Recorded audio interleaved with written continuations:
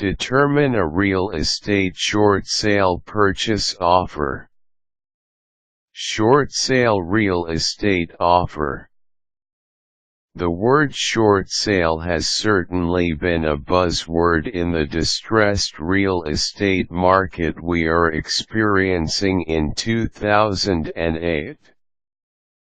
However, many realtors and investors are still unclear on how to determine a real estate short sale offer that is acceptable to the lender.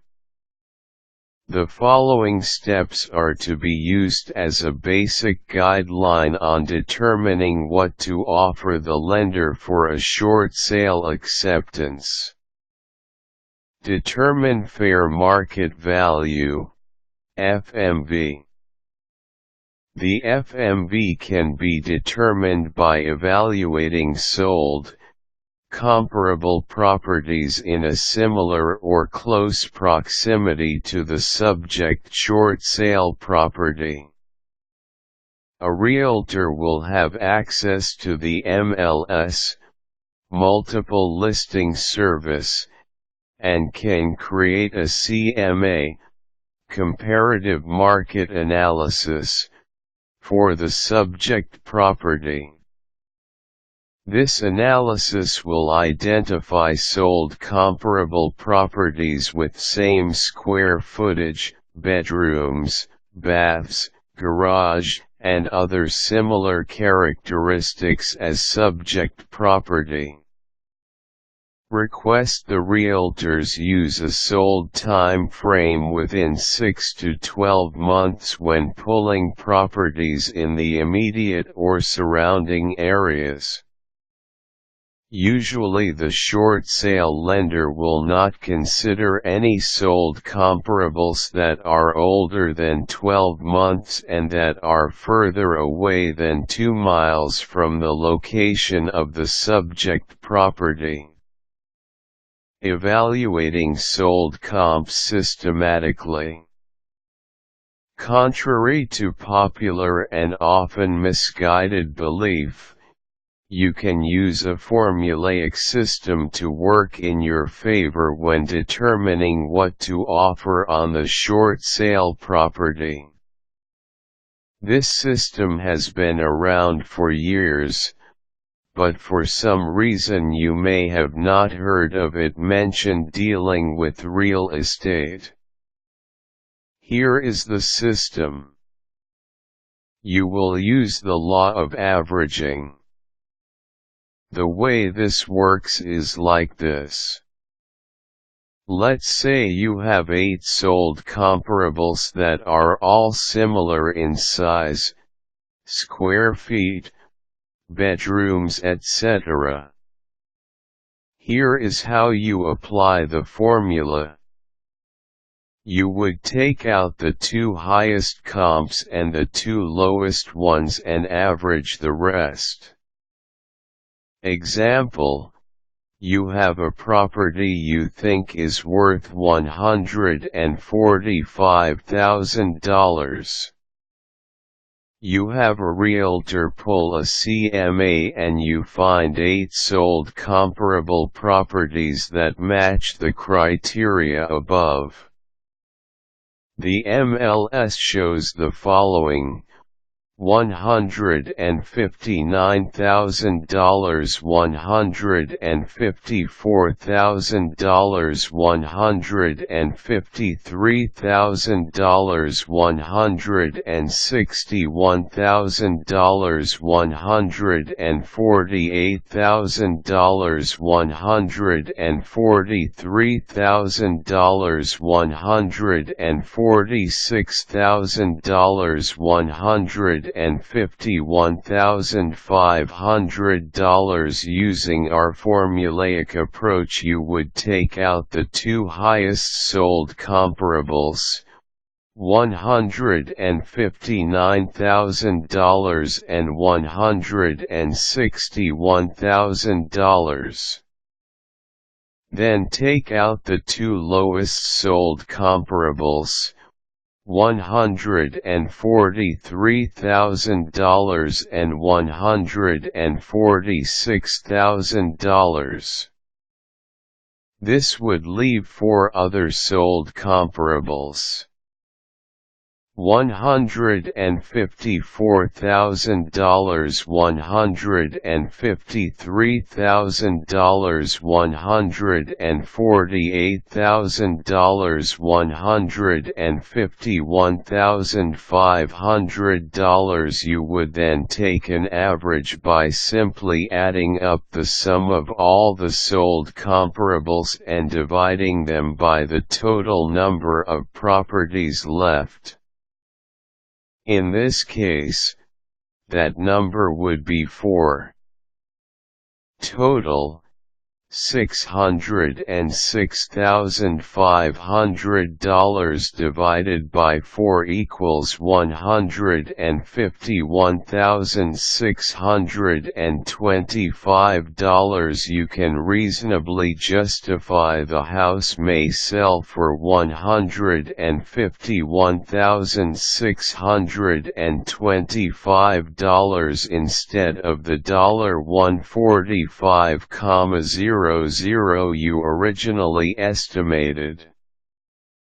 Revealing the ARV, after repair value. This terminology is slang often used with real estate investors.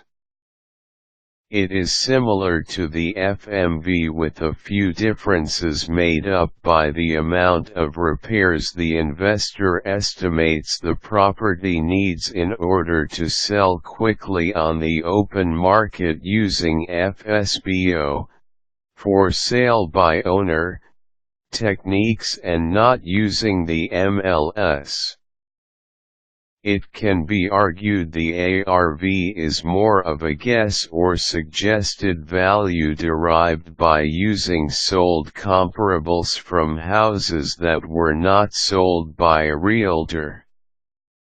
One way to explain the difference is a realtor will typically use a FMV and a real estate investor may elect to use an ARV. An appraiser can use both value methods, but generally sticks to the ones that come from off the MLS. In my opinion, the ARV is a less accurate and dependable value than what come off the MLS figuring out the BPO. The BPO, broker price opinion, is perhaps the single greatest value factor the lender will use to determine the acceptance of your short sale offer. The BPO is king. BPO is a generalized opinion or value of a property the lender uses to determine what the short sale property is worth on paper. They are ordered by the lender and sent to a third-party company, such as BPO Direct, First America, LandSafe, etc. These companies have a list of realtors for each state. The BPOs are ordered and conducted by realtors. The BPO can be an interior or exterior type. If an exterior type BPO is conducted, it means the realtor, BPO agent, did not go inside the property to evaluate its condition. This could be due to the homeowner vacating the house or not being cooperative with the BPO agent when requesting a time to come appraise the house. Dealing with pretty house type short sales, categories later defined, you will find the BPO will typically come in 10 to 20% lower than FMV or ARV. Based on this, you might consider offering 60% of the ARV or FMV value for your initial purchase offer. Of course, this depends on the amount of repairs needed for the property. If you have what can be classified as a pretty house short sale, which would show very little needed repairs, don't expect to get a huge discount from the lender for it. If you cannot justify a reason for the lender to accept either a small or large discount, don't expect them to give one to you. This also dispels the myth that all houses heading towards foreclosure are good short sale candidates. They are not. Here are some classifications and examples to make it easier to determine how much of a loss the lender may agree to accept. Short sale classifications: pretty house, ugly house, scary house. Examples: pretty house, generally in safe, desirable areas and houses selling fairly quickly. ARV/FMV, $100,000 repairs, $5,000 to $10,000, 5 to 10%. BPO, $80,000 to $90,000 plus/5%. Ugly house, generally a light rehab or fixer-upper, handyman special house in fair neighborhoods. ARV/FMV, $100,000. With ugly houses, this number tends to be the as-is value instead of ARV.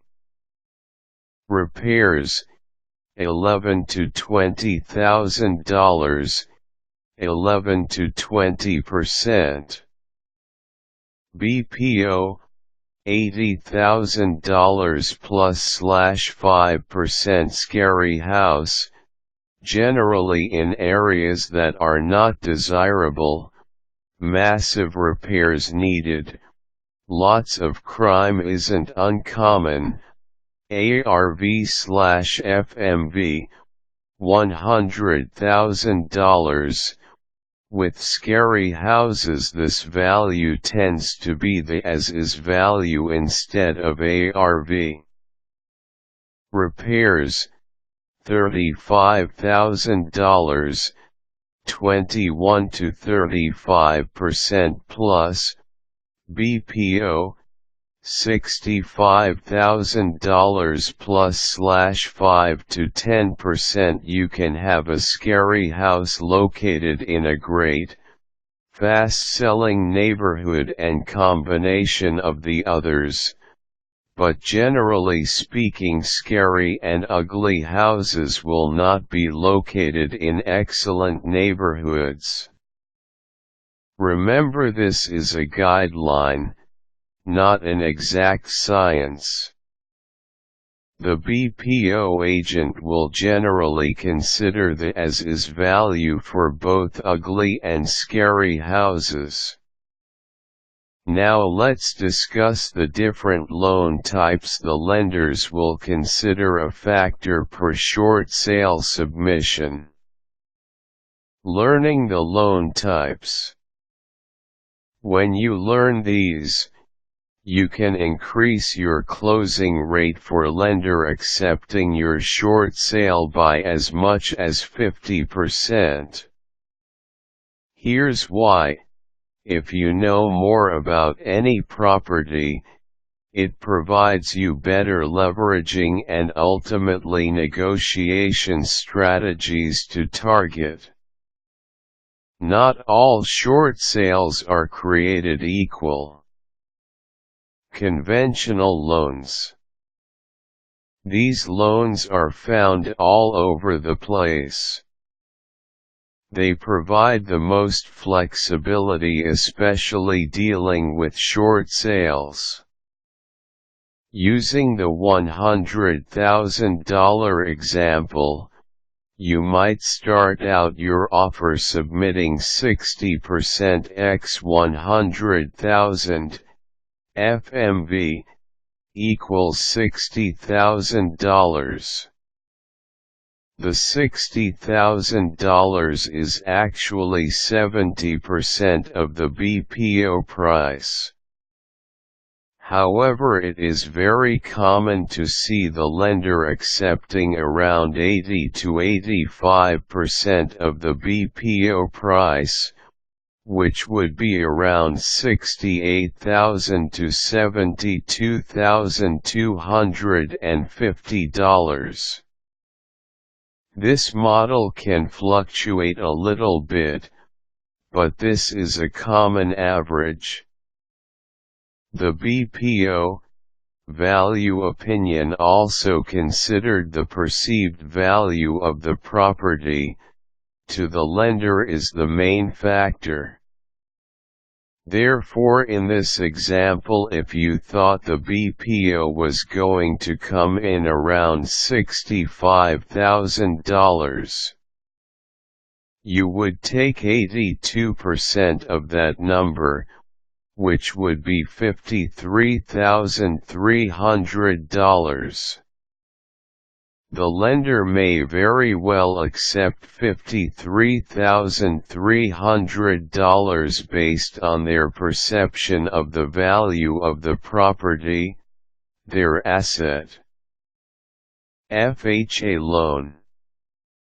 I repeat, this is not a scientific grading scale. It is the model used by many short sale investors as a guideline. You can and will have other factors that make you stray from this. If you are dealing with an FHA-type loan or any government-backed loan, they are going to recoup a set amount if the foreclosure is completed. For example, with FHA loans, the insurer will basically guarantee the lender 82% of an FHA certified appraisal amount. Notice I did not say BPO. For these loans, you will need an FHA certified appraisal for the lender to consider in their evaluation process on the property. The BPO will not suffice on these types of loans. You can massage the numbers 1 to 2%, but 82% is listed in their guidelines. Here is a compiled list LST that I provide in my home study course. You can go online to find a similar list for free too. All FHA loans are insured by the federal government.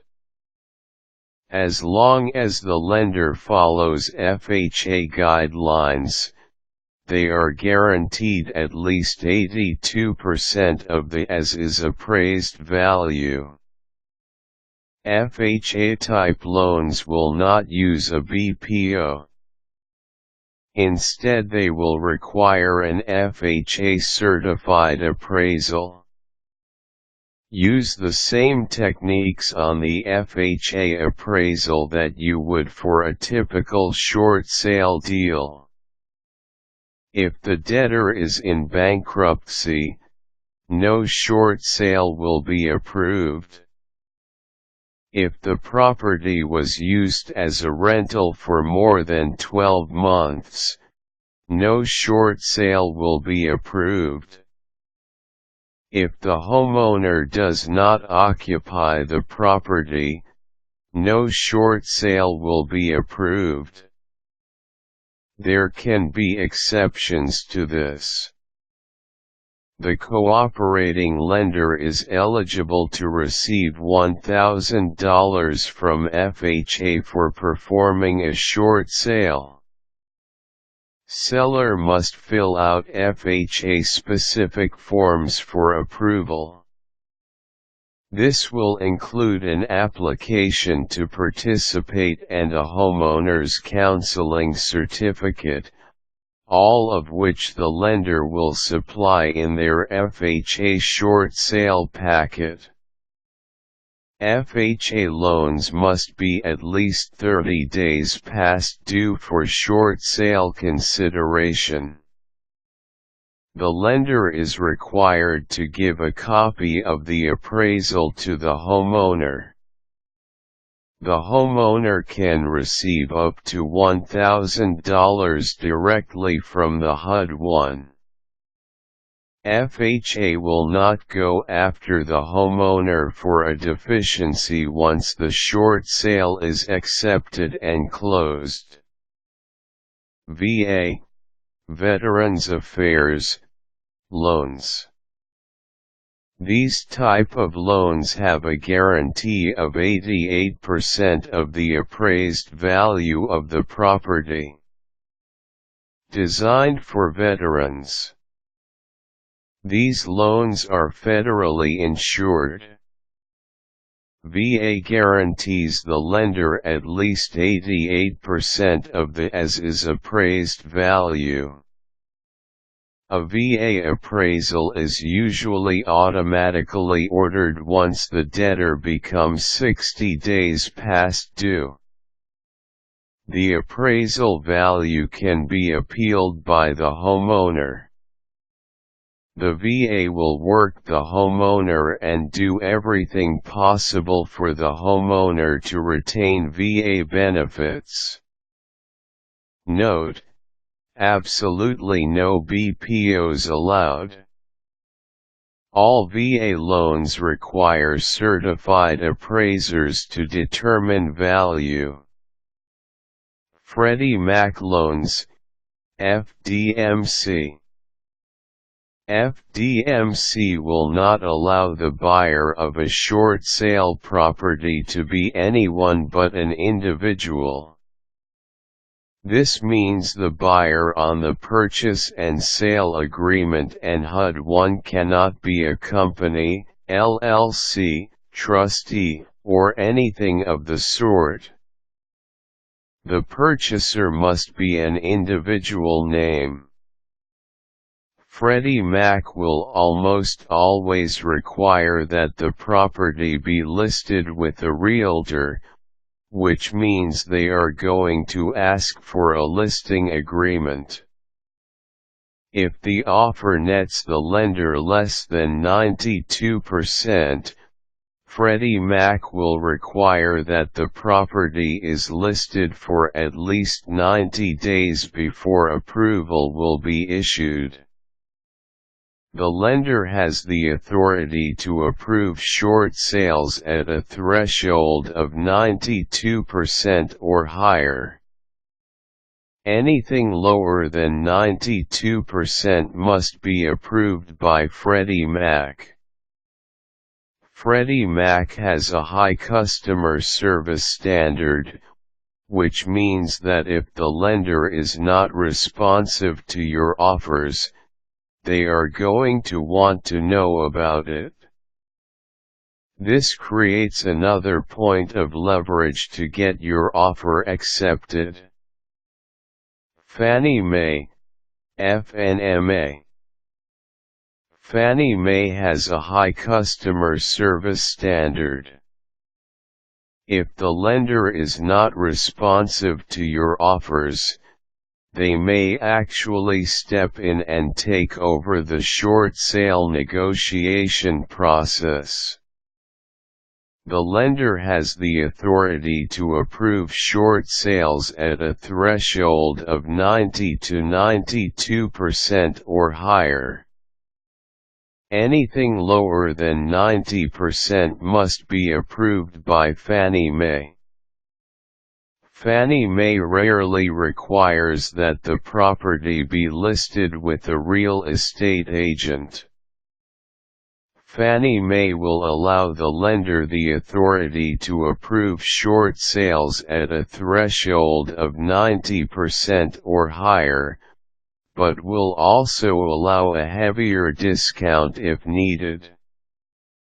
For Fannie Mae, conventional, VA and FHA short sales, the buyer can be any entity, company, person, or trust.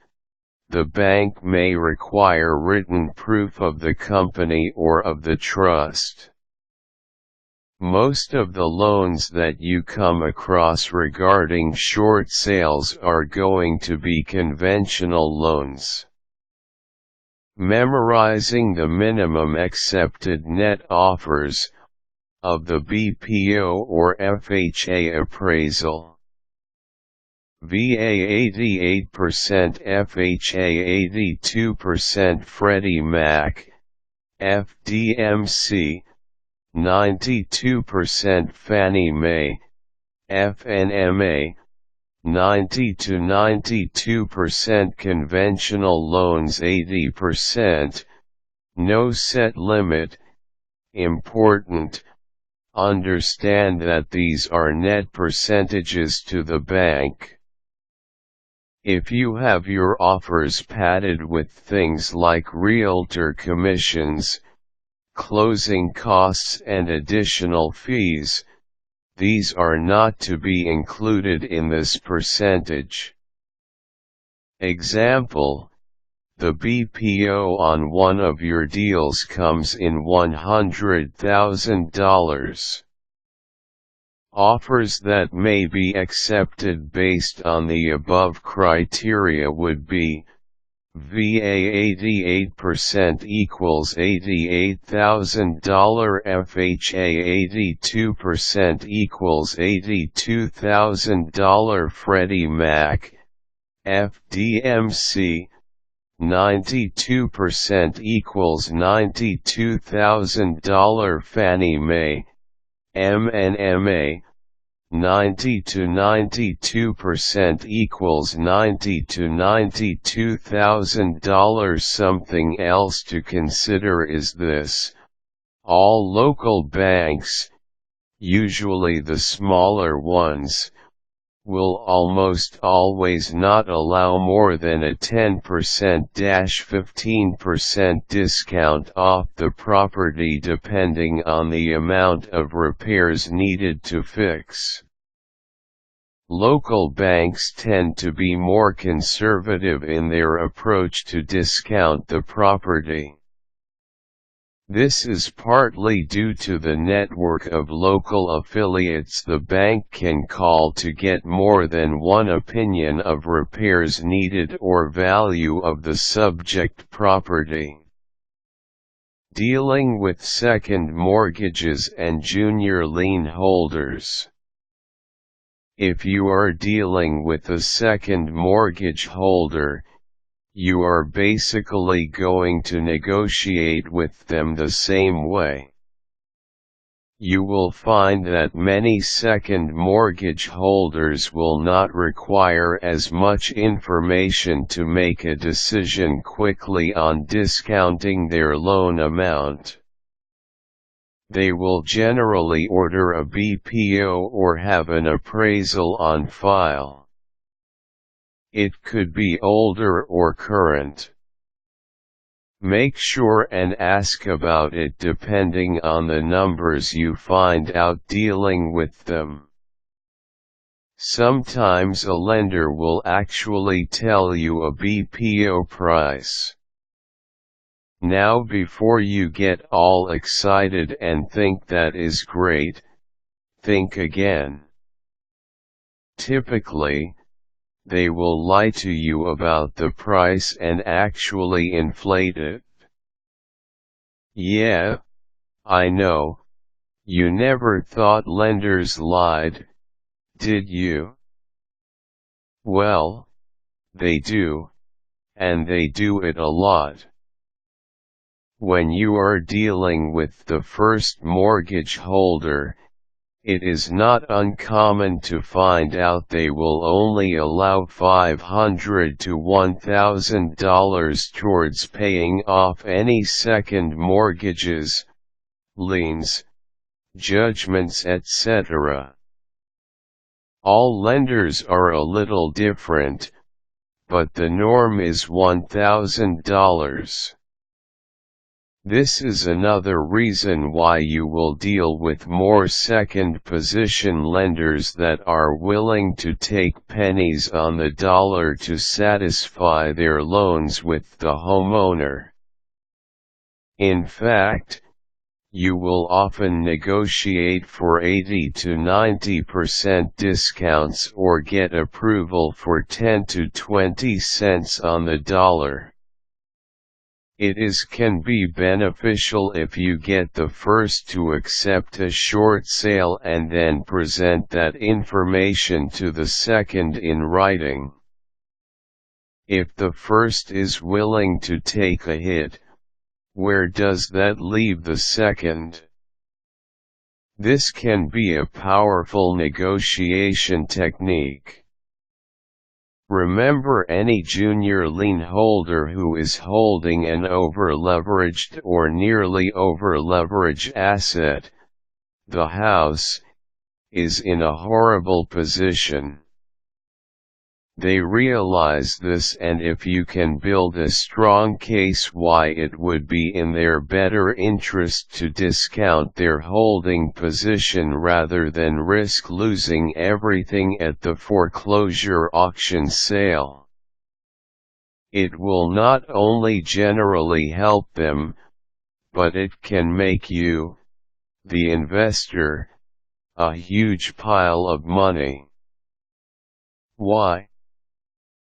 You just created equity out of thin air.